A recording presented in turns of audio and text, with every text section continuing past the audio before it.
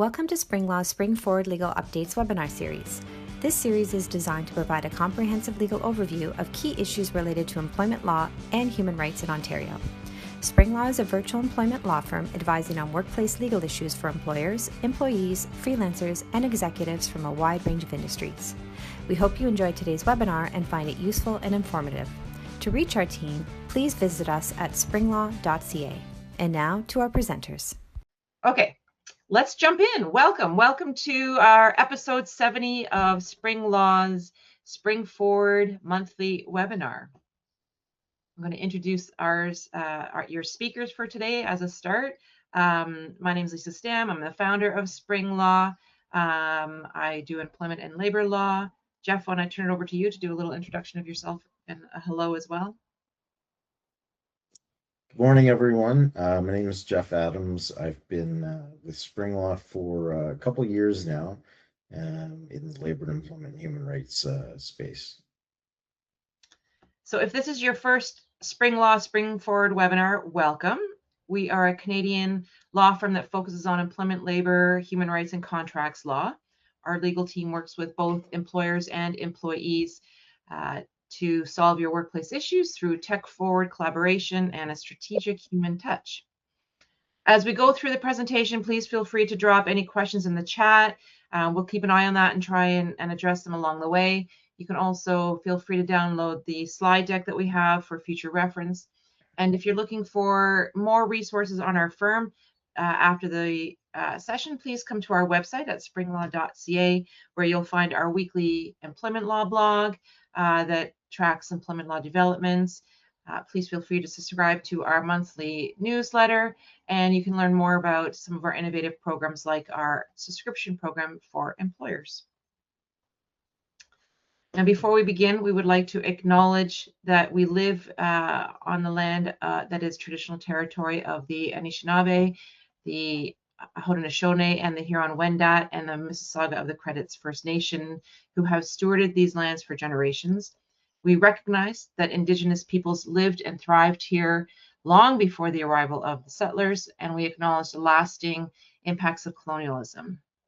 As part of our commitment to truth and reconciliation, we strive to learn, to unlearn, and to understand the history and effects of these wrongs, and we are grateful to live and work on this land. As a friendly reminder, our webinar today is legal information, not legal advice. Every situation is unique to your facts in your workplace, so this is all just information. Here is a more detailed disclaimer because we are lawyers and can't help yourself, but this really is just legal information. Okay. I'm having, there we are, okay. So let us walk through what the presentation roadmap will be today. We are going to, first of all, talk about the AI shift in the workplace, the legal foundations of what already applies and where AI fits in that. And then we'll talk about hiring with AI, managing and future-proofing your workplace in the world of AI, terminations, building on AI governance and compliance framework, and then just some key takeaways. And throughout all of this, as we all navigate this new era of AI in the workplace, we'll also address this backdrop issue of monitoring employees and handling performance management throughout our webinar today. Okay, before we dig in, I do want to zoom out on some comments to frame our firm's approach to AI generally. So I'm going to handle this first topic, and then Jeff is going to take it over from here. So AI is absolutely, no doubt, disrupting all of our workplaces.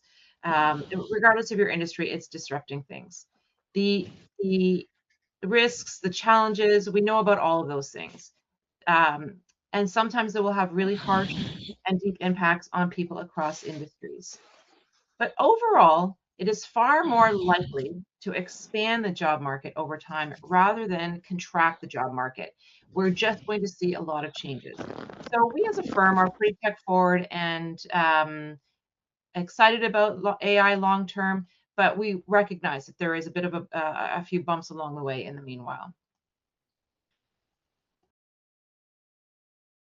find it fun to go through this this list of high-level tech advances that have disrupted the workforce since the 1800s. And each time we thought that the job market, that the sky was falling and that we were going to, contract jobs. But in each time, technology has expanded the workforce. Again, we can't predict exactly what this is going to look like. And I'm not saying that there's not going to be lots of bumps along the way, but in each time, when the Industrial Revolution happened, all these machines started happening, replacing handwork, but then factory jobs exploded. Electricity, we all of a sudden had all kinds of power that increased efficiency, and then new trades and industries grew out of that. The typewriter, it automated writing, but it expanded clerical workforces, etc. The phone, we have giant telecom companies now. The personal computer, of course, is a huge digital revolution. The spreadsheet, I always talk about the spreadsheet because I think that has had such a significant impact, certainly in our world of law, but it's such a humble piece of software that has just changed automating math, and yet it's just expanded the number of bookkeepers, analysts, controllers, all these different jobs that use spreadsheets. The internet obviously is a huge advancement, email, cloud computing, and now we have AI and machine learning. Now I think AI is going to have an exponential impact compared to past technologies, but arguably that has been the case with every new technology coming out. So I think there's just so many opportunities with what's happening. But of course, there are tons of risks, tons of cautionary tales to think about along the way that we need to figure out. So why does all of this matter right now? AI is shifting all of our workplaces from legal risks to everyone's job description to how we value task when executing, how we value time when we're executing a task. AI is already embedded in your workplace. So this is why this all matters right now. Employees are already using AI tools daily, often without guidance and without any sort of consistency in the workplace. Employers are adopting tools faster than policies and frankly than the law can keep up. And so we have these legal frameworks that are evolving, but all this liability already exists. So what we're seeing is most organizations are using AI, but without clear guardrails. And so the risk isn't coming down the pipe. It's already here. It's already operational in your workplace. The core risk that we're really seeing is the shift. So AI isn't removing risk. It just changes where it's all living. Decisions can happen faster and then often with less visibility. Outcomes of any sort of AI generated product, any outcome, they're harder to explain or challenge when it's not a human being that you can go and chat with down the hall. And then the problem here that we're really seeing is that the bias can now scale across hundreds of decisions instantly because of this amplified effect that all technology has, but that AI in particular has. So accountability becomes blurred. This really is probably one of the core risks of AI right now. If you can't explain the decision or defend it, we're really back to square one of a human bias decision, even though we've had an allegedly objective machine help us come up with that decision. So all these risks have always pre-existed AI, but now we've been lulled into this thinking that machines are objective, that the output is objective. But as it's been said for quite a while now, the garbage in to any of these algorithms or machines or AI is garbage out in terms of output. So it's still ultimately human beings putting a lot of the stuff in. And if the stuff going into the generative AI program or a non-AI software, if that data is not clean and not helpful, then your output is not going to be good. AI is not inherently neutral. I think that's what we all need to get our head around. I was about to say accept. I don't know if we have to accept that. We have to get our head around it. And so it's not inherently neutral. It amplifies all these risks and it amplifies any biases without any sort of thoughtful guidance and application of AI tools. For anyone who uses, the off-the-shelf Gen AI programs, ChatGPT, Perplexity, Claude, whatever you're using, they are all pleasers. They want to give you the right answer. They want to make you feel good. Jeff is our AI and innovation portfolio lead, and he's the king of prompts. So he teaches our team a lot on how to put in a good prompt. And some of the prompts that I've learned from Jeff that are really helpful are things like, don't like give me the good and the bad news when you're putting in a prompt. You know, tell me the risks of this in addition to all the benefits and all the ways. You know, don't just tell me what a superstar I'm going to look like. What are all the problems that are the gaps that I'm not seeing? How you prompt all these tools will definitely help with some of this inherent bias that and lack of neutrality that it has, because really it just wants to please you and give you the right answer, but it doesn't know the full context. So that's a little bit of a backdrop on, you know, this AI shift in the workplace, where the risk is sitting, and why it's all coming to a head right now. So Jeff, I'm going to hand it over to you to talk about the legal foundations and what already applies. Great, thanks, Lisa. You know, I distinctly remember being told of the doom and gloom of never being able to carry a calculator with me at all times. And here we are. Yes, exactly. Um, yeah, if you can just punch the next slide, please. Of course, yeah. So one of the most important things to understand at the outset is that Canadian employment law doesn't treat AI as something novel or exotic. You know, from a legal perspective, AI doesn't get special treatment. Human rights law, privacy legislation, employment standards, they all apply exactly the same way as they always have.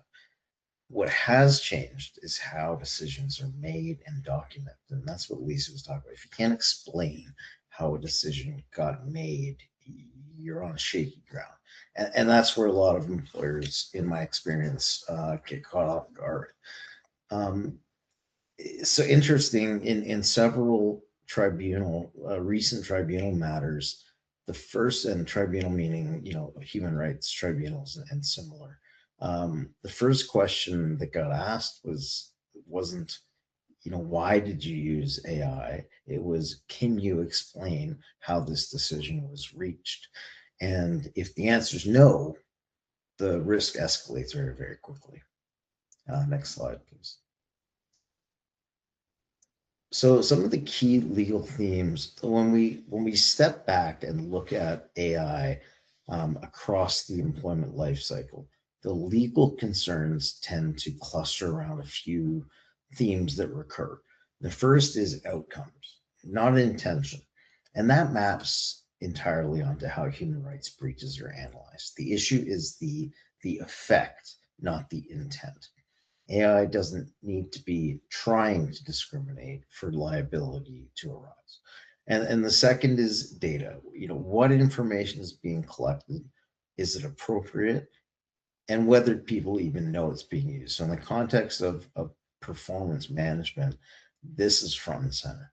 The third is explainability. So we've said it a couple times, but this is super important. If a decision can't be explained in plain language, it's very hard to defend. Finally, responsibility. So someone has to own the decision. And legally, that someone is almost always the employer. So regulators and courts are increasingly suspicious of these black box explanations, right? Complexity is no longer an excuse. You can't blame it on the technology. Next slide, please. So from a governance lens, governance sounds abstract, but in practice, it's all about control, right? And then before deploying AI, employers should be asking, what influence does the tool actually have? Is it advisory, or is it effectively making decisions for us?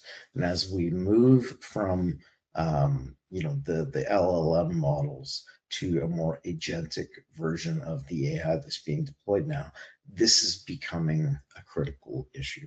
So is it effectively making decisions for us? Is there a human intervener in the middle?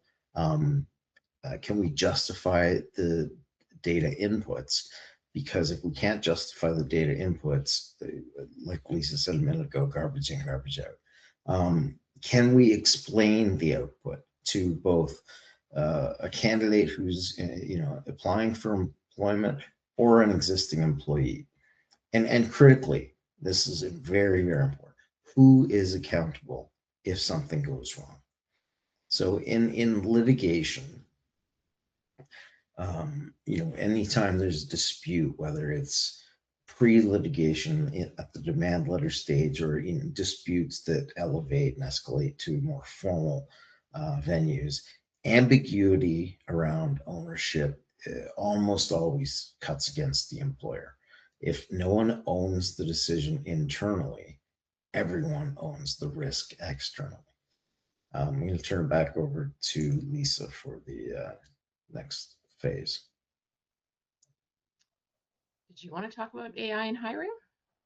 I have you listed Oh, here. I'm sorry. Is that my section? So AI and hiring. Yeah, if you can advance the slide, please. Can you see it? Okay, there. Yeah, there we go. Thanks. Yeah. So apologies. That was my You had me nervous. I didn't prepare. Yeah, I need an AI assistant. Doing it, but you can still do a better job. Tell me when to go. That's good. That's right. So AI and hiring is becoming a bigger and bigger issue by the week.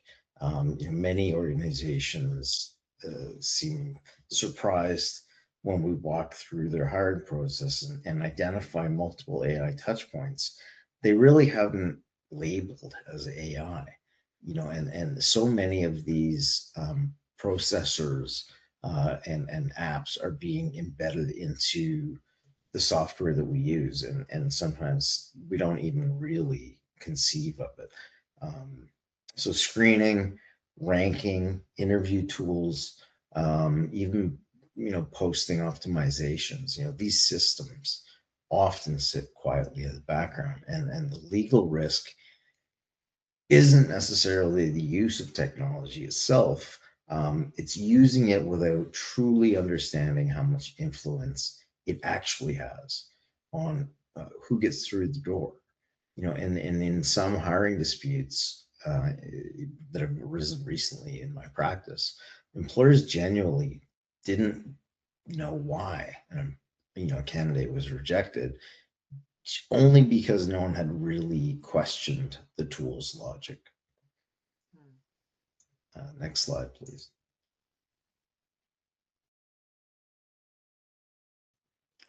So whether you are consciously using AI or not, the candidates are. And that's across the board. I'm getting lots of questions that are clearly generated by AI, and lots of my clients are coming with fully formed opinions that seem very AI generated. So the world is using this, including candidates who are applying for jobs. And applications, we've seen over the last little while become sharper. Interviews seem more rehearsed. Candidates are looking off to a screen, almost generating answers as they go in real time. And online profiles are much more strategic, and because they can be generated so quickly. It doesn't mean that candidates are being dishonest, but it does mean that traditional hiring signals may be less reliable than they used to be.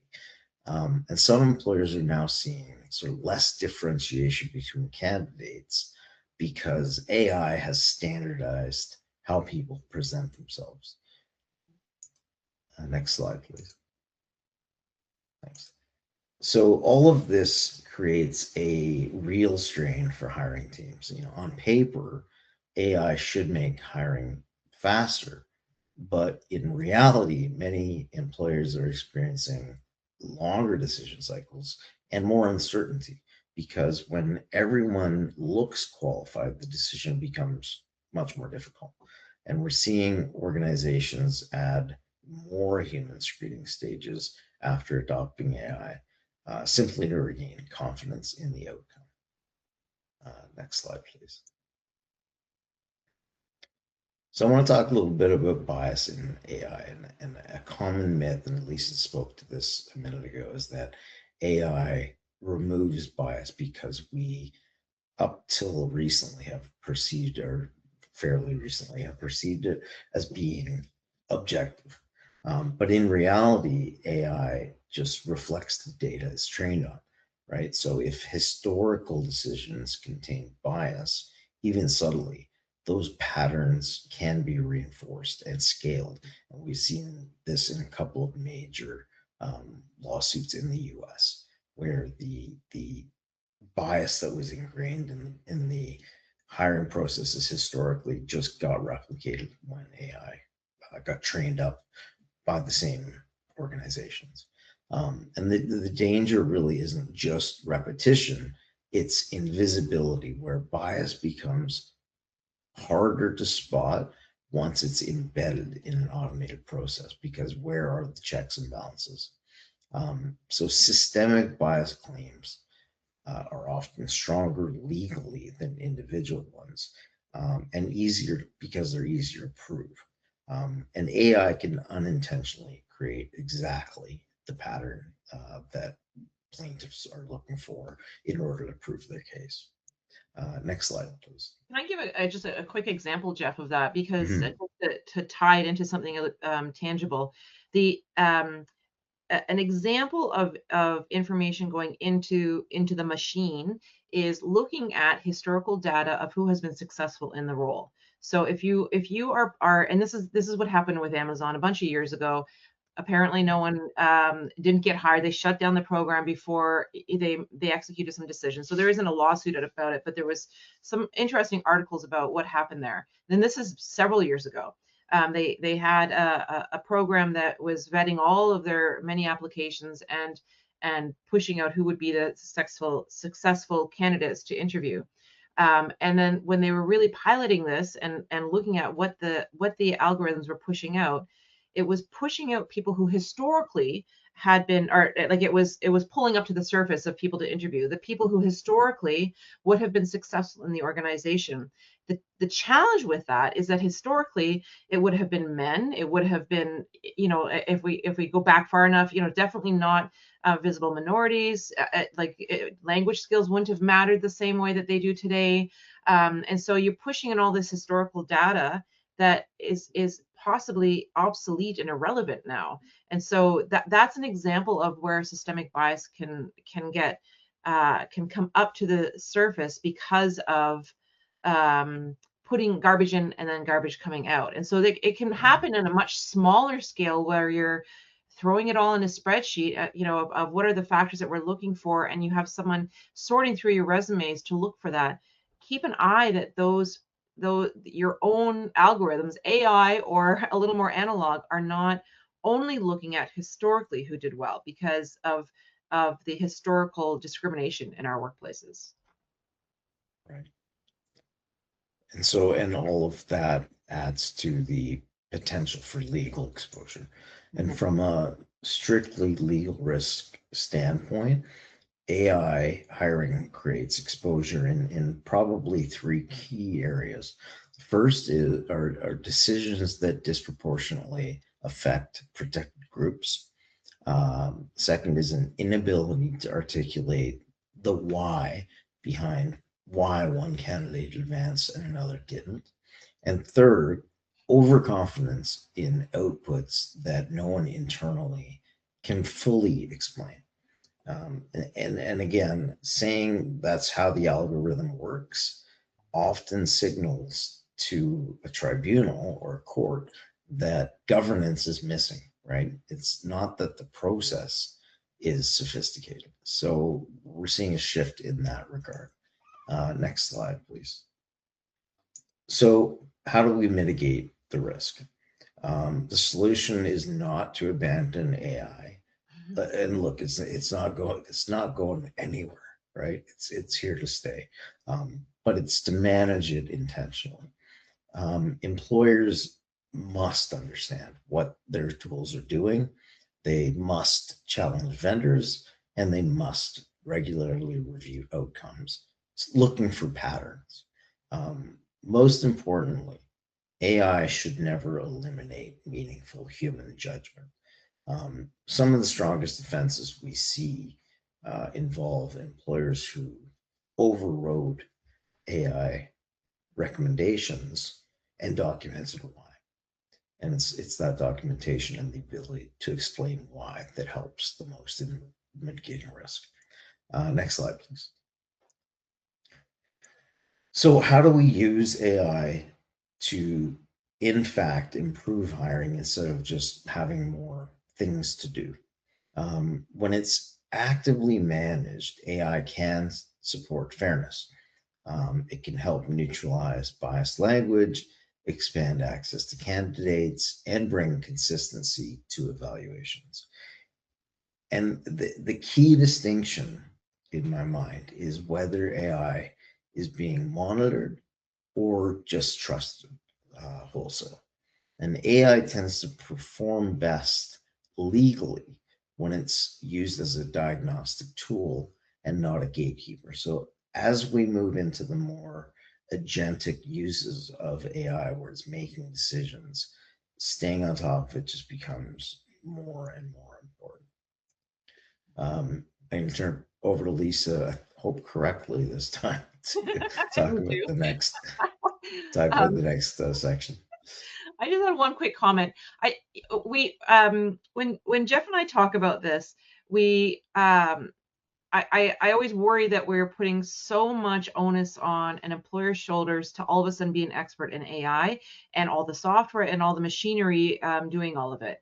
And it's true that the liability will always rest with the employer, regardless of what your third-party vendor says or what OpenAI says about all of their disclaimers. At the end of the day, it's really the employer who's still on the hook. I hope that we will not get to a world where the employers are expected to be, deep coders and understand all of this. It's understanding and challenging your vendors as much as possible, and then it's documenting all those steps you took to try and understand the software and understand the algorithms. If it's making preliminary decisions for you to then work with and sort through. It's understanding what goes into those algorithms on a high level. It's not that we all need to become computer engineers to understand any of this. The world of due diligence really is about documenting the questions you asked the vendors, the steps you took.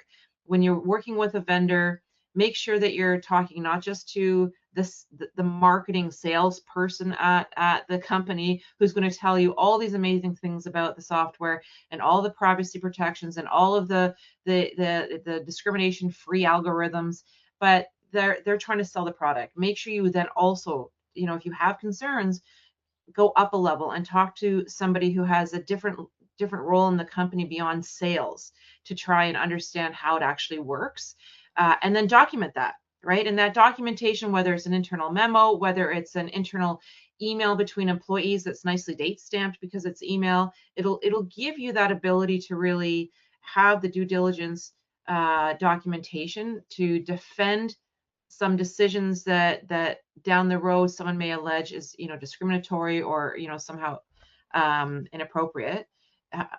It's going through that process is just so important. And so I always want to assure employers, and if you're running a small business, nobody has time to figure all of this out. But pause to ask those handful of questions and write it down. That's really a very big part of all of this.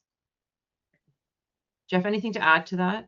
I'm just trying to make it a little more. Just that the benefit doesn't stop at being able to defend yourself in court, right? Like going through that process is a great way to understand your business better. So there's a value on both sides of the equation.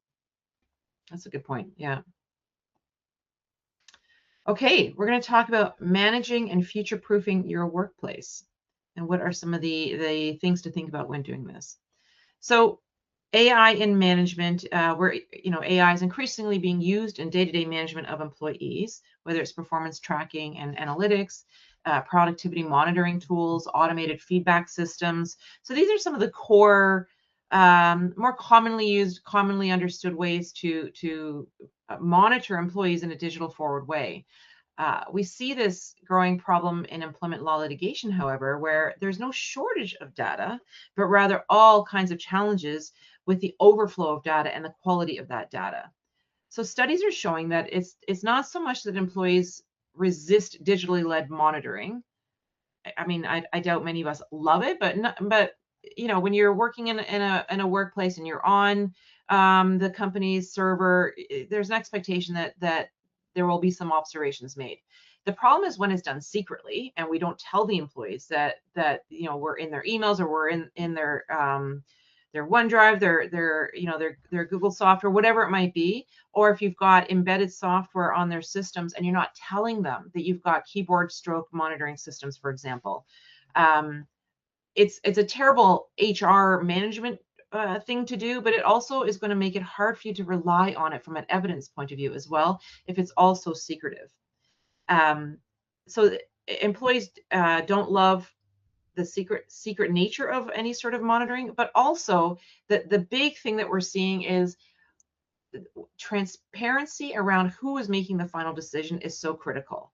As soon as we all start to question and worry that all these decisions are being made by the robots without any sort of human intervention or context or judgment, then you know, employees will really start to resist the monitoring in general and will be upset. You know, they will be upset about all of it.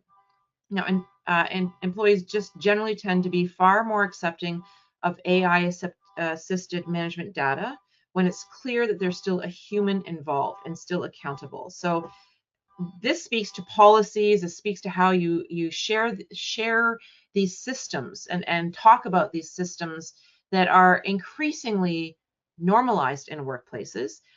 You know, as we continue to evolve remote workplaces, for example, these performance tracking systems and monitoring tools are part of just an accountability system that exists in many workplaces.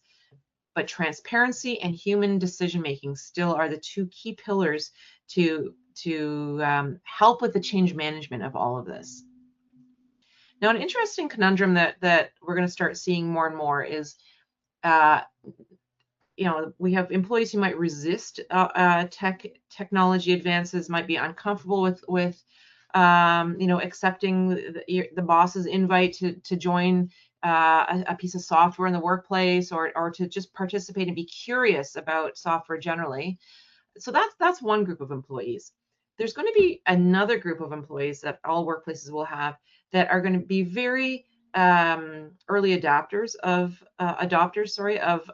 technology and happily use AI all over the place on their phone, on their devices outside of the workplace computer.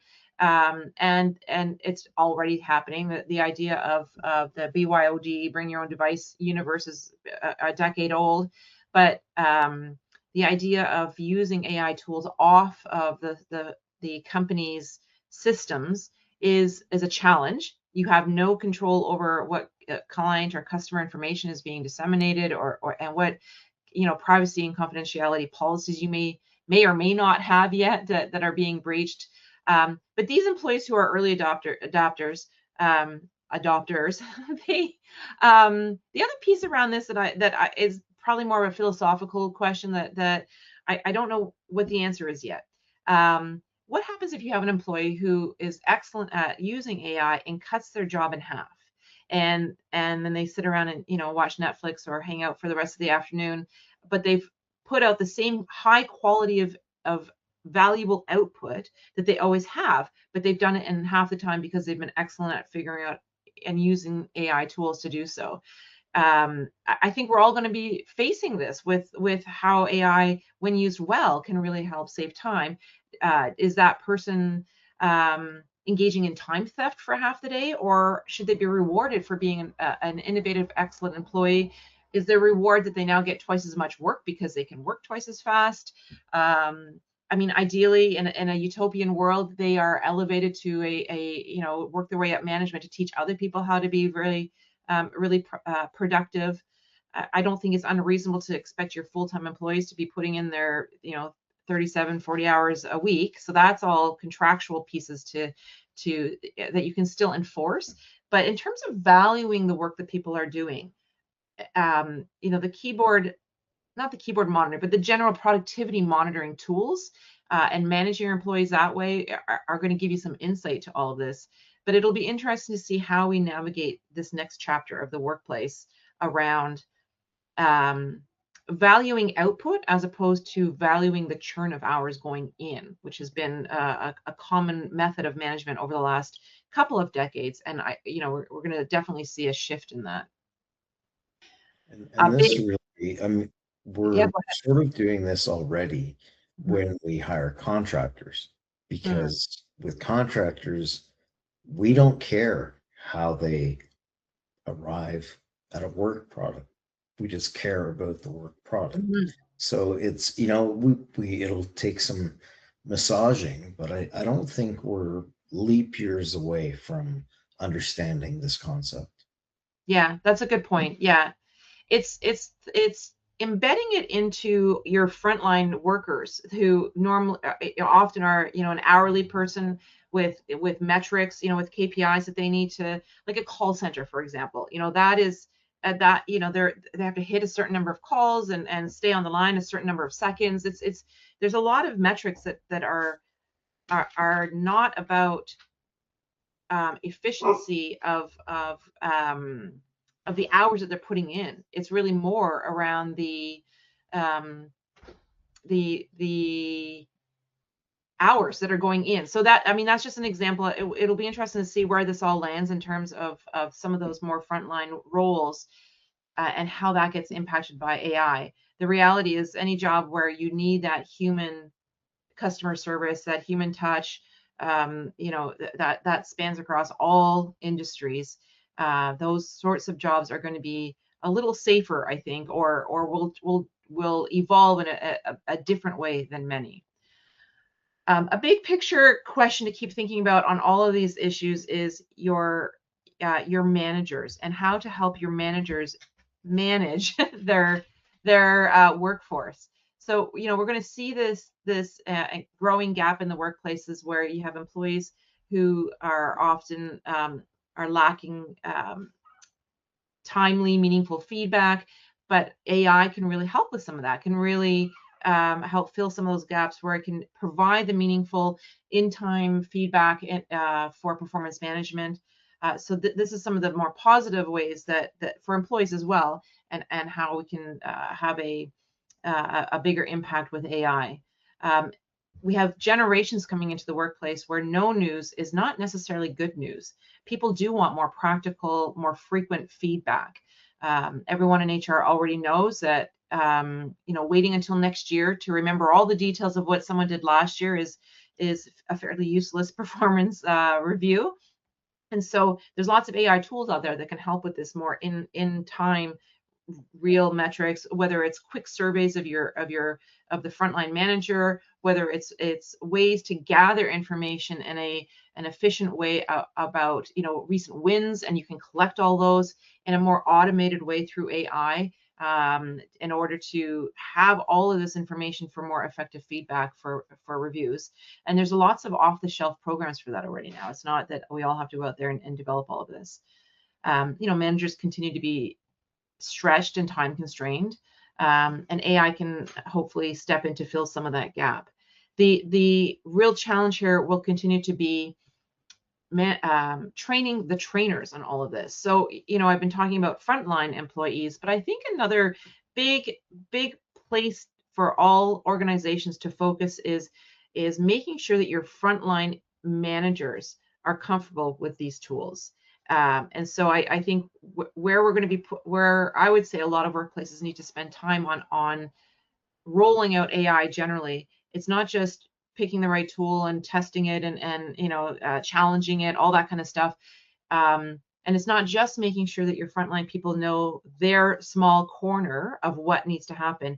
It's all the people in between that are having to oversee this, manage this, are having to navigate this new world of how you value work versus time, output versus input. That role in the workplace is going to be a really I feel like that's ground zero of where all the change management issues need to really be focused, and where you're going to see some of the biggest challenges. We have a bunch of unionized workplaces, for example, that we work with, and you've got collective agreements that have provisions in there about technology in general.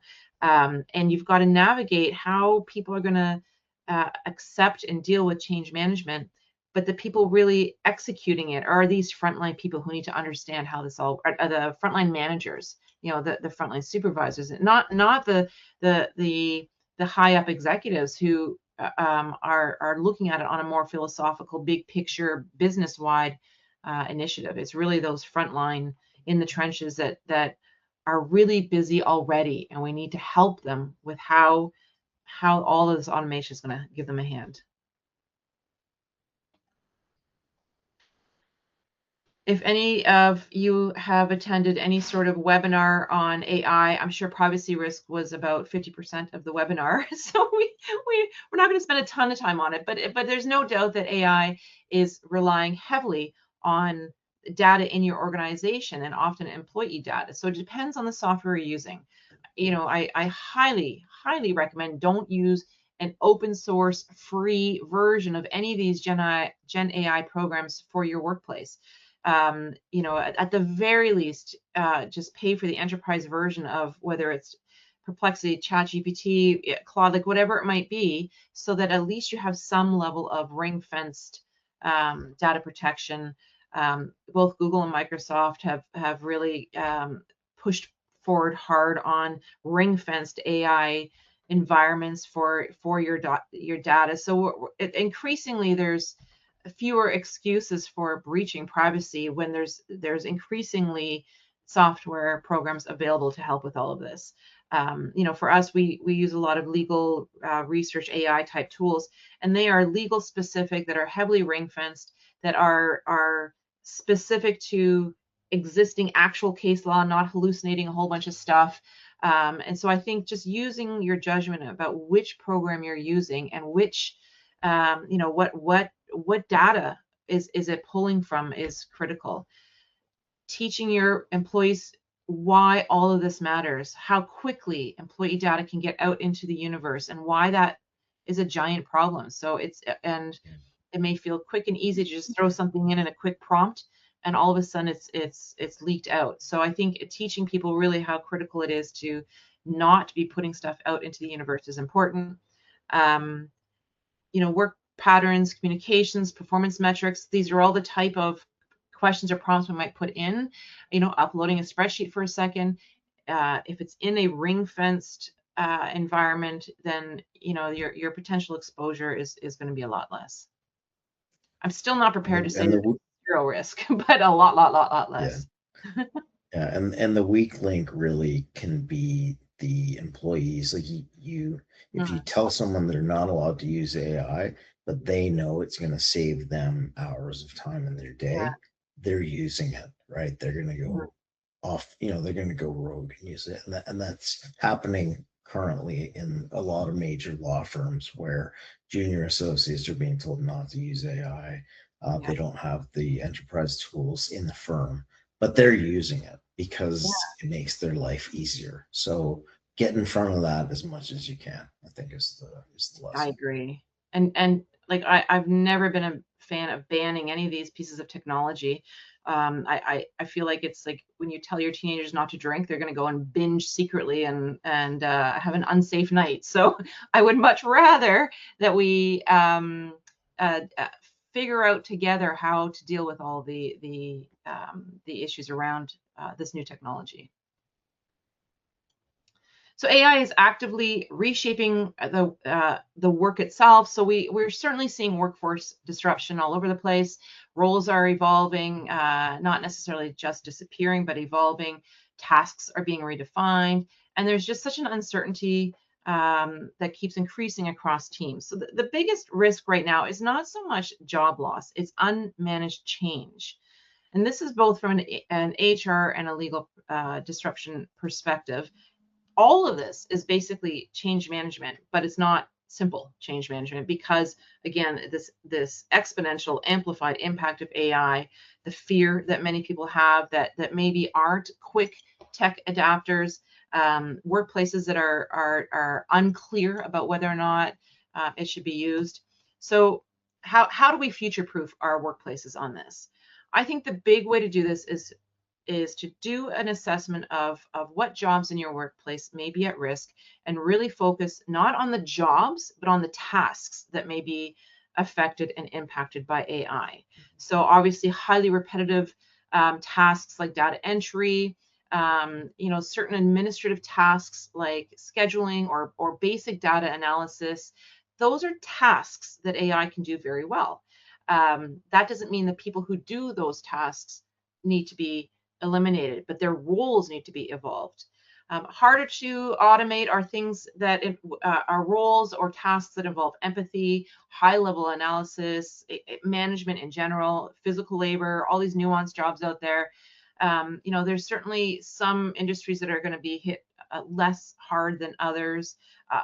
Law and HR are going to be some of the hardest hit fields. So, those who are lagging behind or are not interested in really embracing all of this to figure out what it means, I think are going to find themselves behind pretty quickly.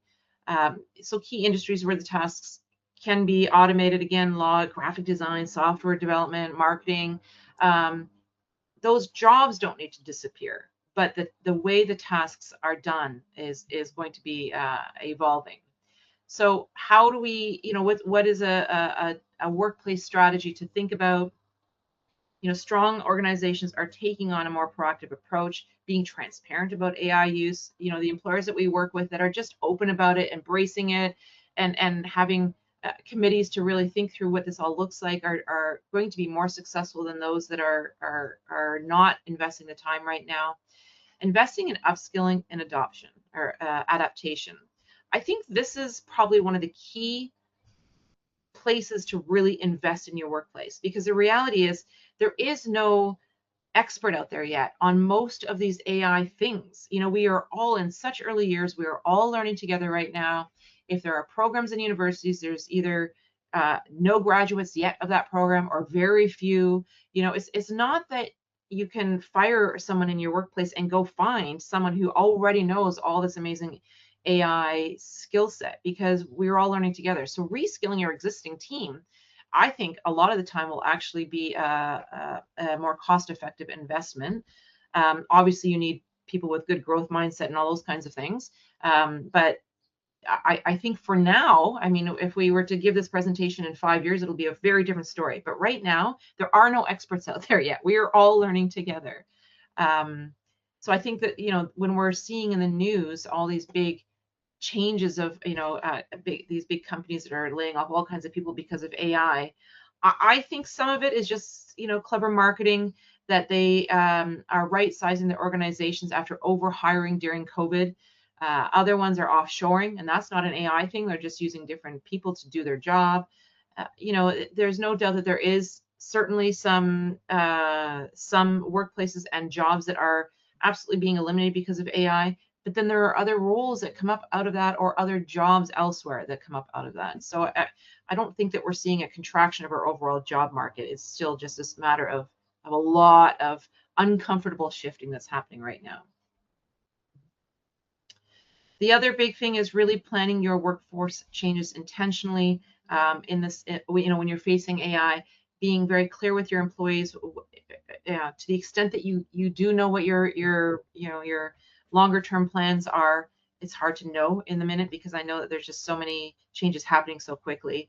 But planning it all intentionally and sharing that with the team as much as possible, I think, is a key to dampening the fear that many employees are going to have around all of this. So some of this is classic change management stuff, but we are in a pretty amped up moment of needing some good change management reminders. Jeff, over to you about terminations and AI. Right. So terminations are never fun, but they are being influenced by AI dramatically. They're really starting to play a role in termination decisions, often indirectly. It may surface performance trends or flag risks, but it doesn't mean that it should determine outcomes, right? Termination decisions still require context, proportionality, and judgment. We're seeing more and more disputes where employees challenge how concerns were identified. So outside, not just the termination itself. Next slide, please. So the legal risk, I mean, terminations are already one of the highest risk moments in the employment relationship. AI can increase that risk when outputs are treated more as conclusions than prompts that require further analysis. Thin documentation, rigid reliance on metrics, a lack of context can undermine fairness quickly. And in litigation, automated records do not replace contemporaneous human notes. Quite the opposite. They often raise more questions. Next slide, please. So how do we properly use AI in the context of terminations? The safest framing is that AI informs decisions.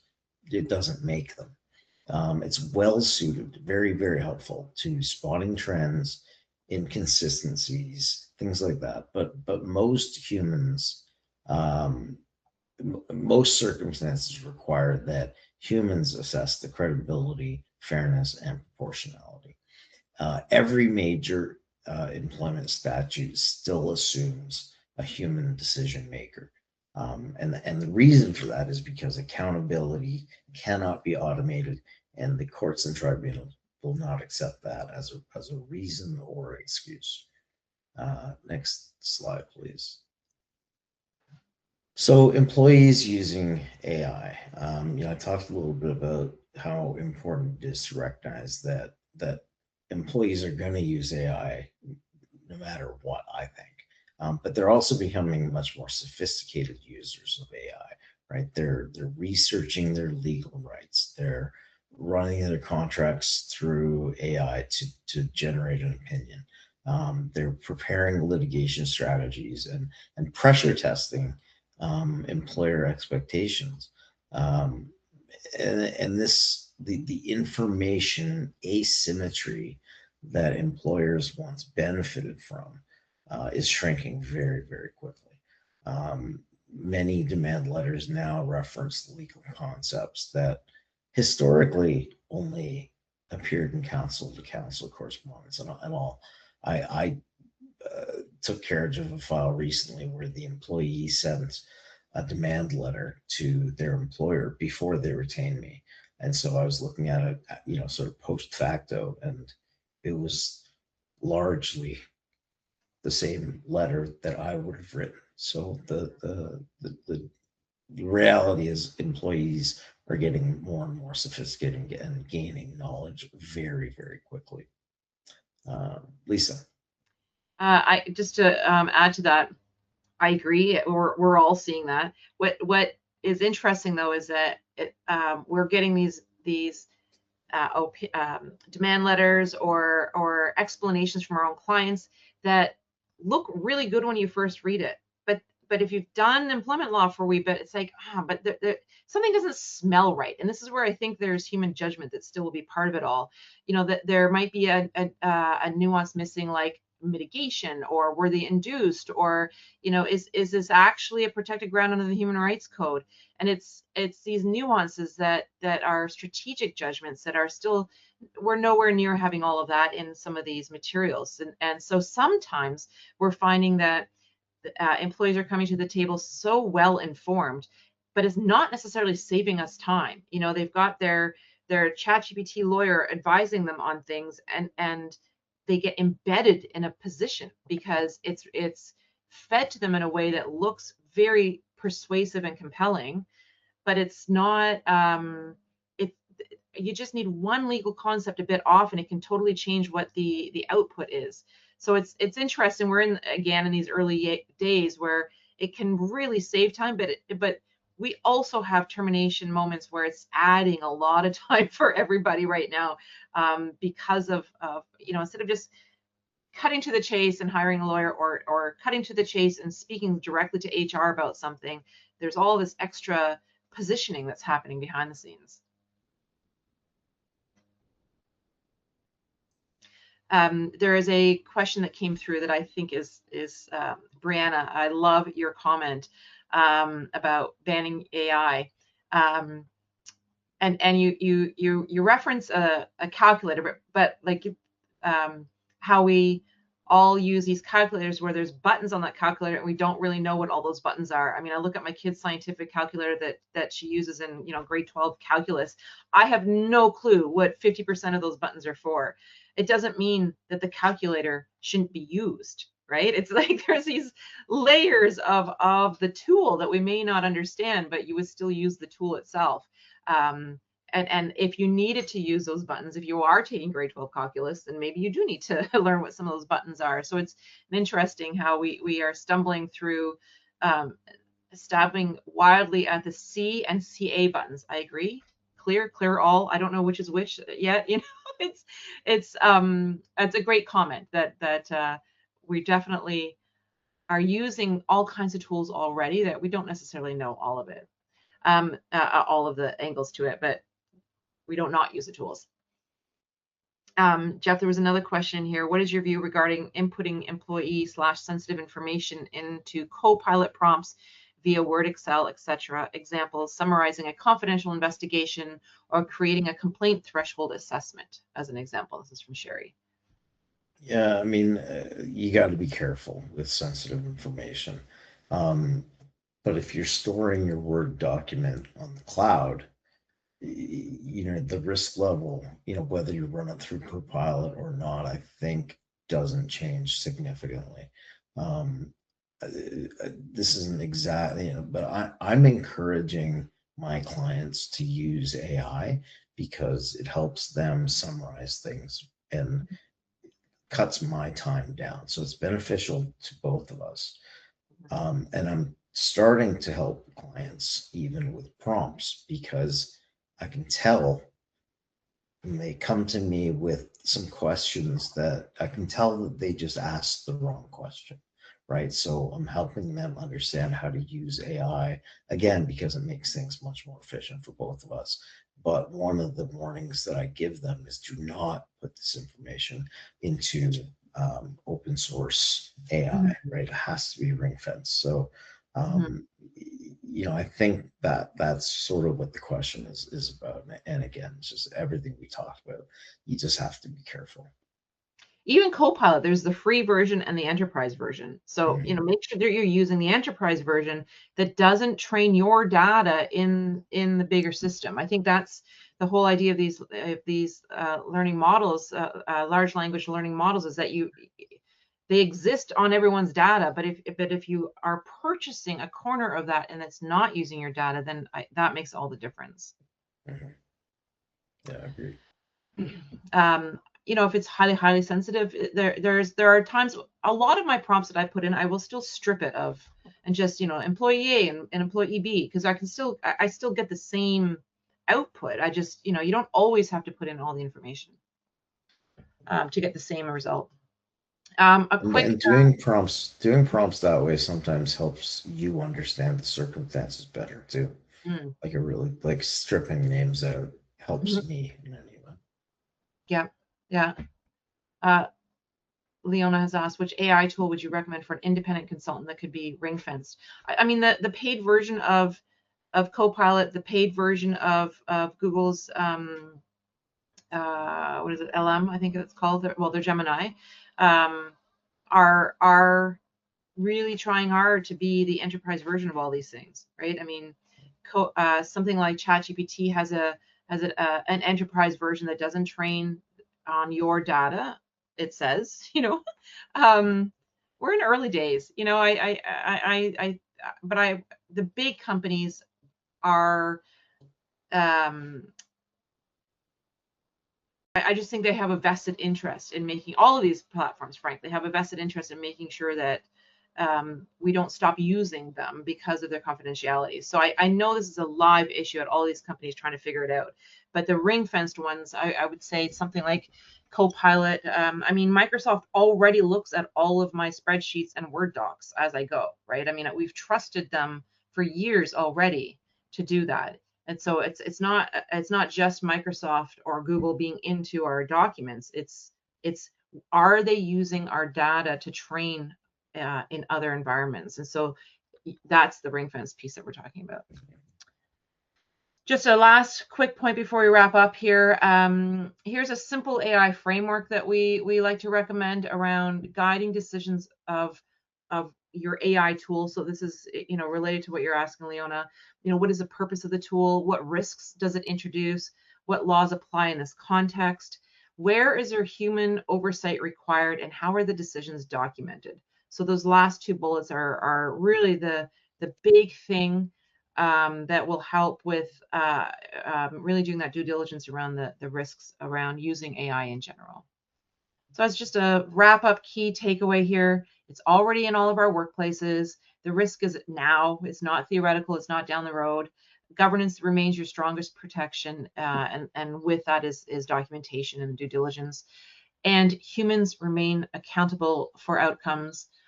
I've been dying to say the whole time, but the phrase "poop runs uphill" is basically the closing comment here. That the liability is at the top, not the front end user who is not who is just an employee of the organization. It's the organization that will remain accountable for these outcomes. We've already gone through a few of the questions. I don't know if there was another one. No, okay. If anyone has any follow-up questions afterwards, absolutely come email us, let us know. And please join us on our next webinar. We have a session on workplace harassment, investigations, and prosecutions. That's going to be on June 17, episode 71. It's going to be presented by Vivian Liu and Shauna Fabrizi, two of our employment lawyers on the team. So please join us on that webinar. And thank you for today. Here's more of our contacts. If you have any questions at all, feel free to sign up to our newsletter and let us know. Thanks for joining. Thank you very much.